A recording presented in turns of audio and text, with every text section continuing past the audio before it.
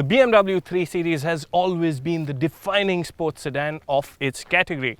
This 7th generation model's job description requires it to be more luxurious and comfortable than ever before as well. Question is this the ultimate well-rounded 3 Series BMW set out to make?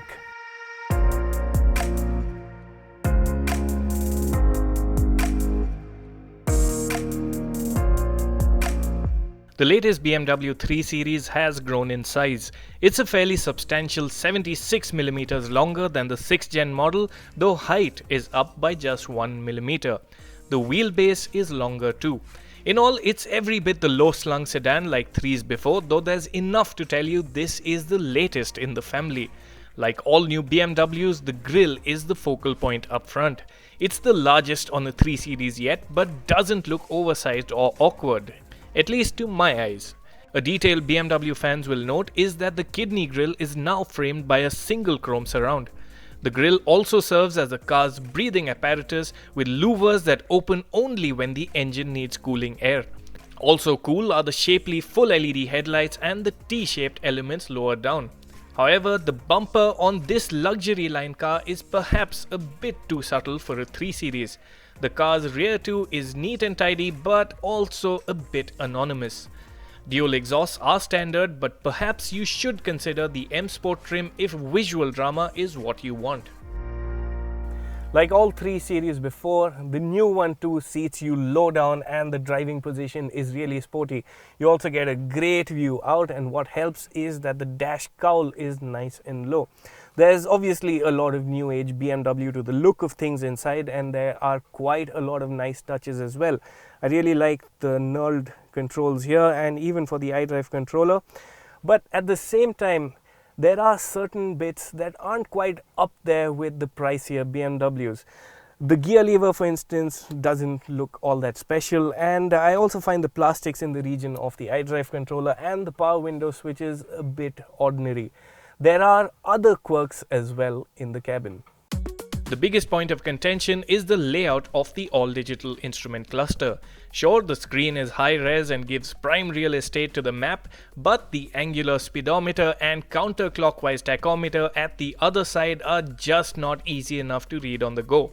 BMW traditionalists will sure miss the classic analog dials. You will like the iDrive system that's easy to use. Our car didn't have gesture control, but the touchscreen is slick, the customizable home screen gives ready access to frequently used functions, and you can even scribble in instructions on the touchpad atop the iDrive controller. Though right-handed drivers will need to be ambidextrous to get it right.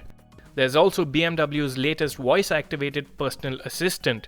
Saying, "Hey BMW," will get the system's attention, and it can be used to control a fair few functions, such as the climate control system.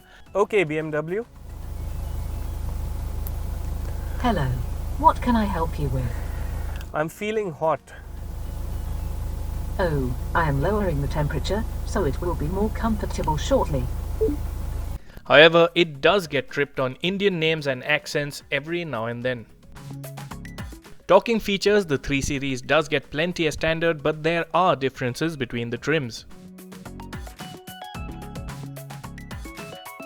Switching focus to the rear seat. So, the 3 Series rear seat, as always, sits very low, so getting in and out isn't the easiest of exercises. But once you're inside, you like the experience in the back. The seat for once is really nice. There's a good amount of thigh support, the backrest recline is really nice, and the padding is also of a very good standard. Also, what's noticeable is that there is more leg room than before, and headroom has also increased, though taller passengers will still find a bit of an issue here. Of the other things, the 3 Series for India handily comes with a space-saver spare tire that's neatly concealed under the boot floor. On the flip side, the boot is relatively shallow, so the 3 Series might not be the pick of your cars for airport drops. Over to the driving experience.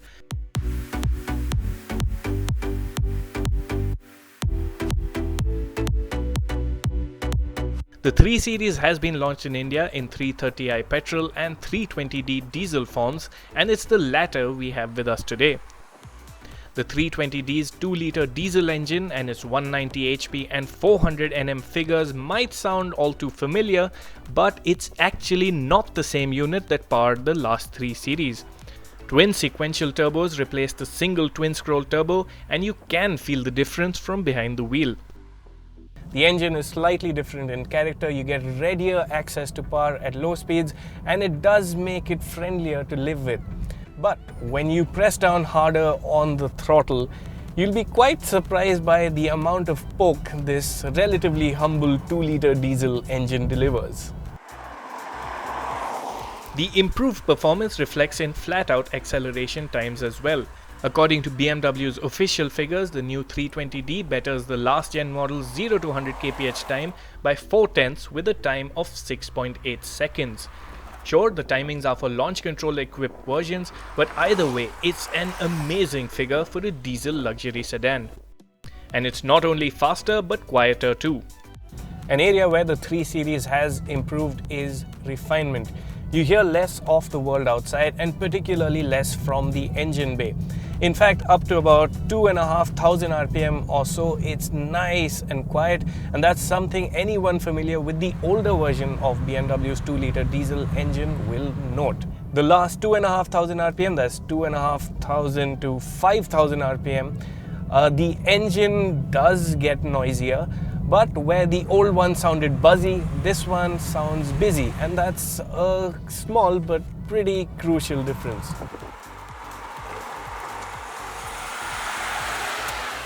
What also adds to comfort is the improved ride. The suspension's all-new damping system offers greater control of the spring, and passengers do reap the benefits. At low speeds, there's still a little bit of a hint of that typical European firmness, but the suspension does seem to be rounding off the bumps better. Generation to generation, what has improved is high-speed manners. Now, the damping for one is particularly better, so when you're going at triple-digit speeds as you would on the highway, the small ups and downs of the surfaces don't make their way to the cabin as they used to. In effect, what you get is a more relaxing long-distance car. Drivers will also like the steering setup. It's weighty and confidence-inspiring at high speed, yet light and easy at average down speeds. Ease of use is one thing, but if there's one area where a 3 Series needs to deliver, it's handling. The ingredients are there. The move to BMW's cluster architecture has made the car lighter by up to 55 kgs, it's 25% stiffer, and as ever, weight distribution is 50-50 front to rear. The news is largely good. Even at its sportiest setting, the latest 3 Series doesn't feel quite as tight and agile as the last one did. Then again, there's a caveat here. This one is running on relatively small 17-inch rims with a lot of rubber around them. Larger rims and lower profile tires would make a world of a difference to the handling. What you can't doubt, however, is the sheer level of grip. You can really push the car hard into corners without reaching its limits. So there you have it. The 320D might not be the ultimate driving machine, but it's still fast and fun, and what BMW has successfully done is broaden the car's appeal by improving on refinement, ride, and overall comfort that are all things that matter in India.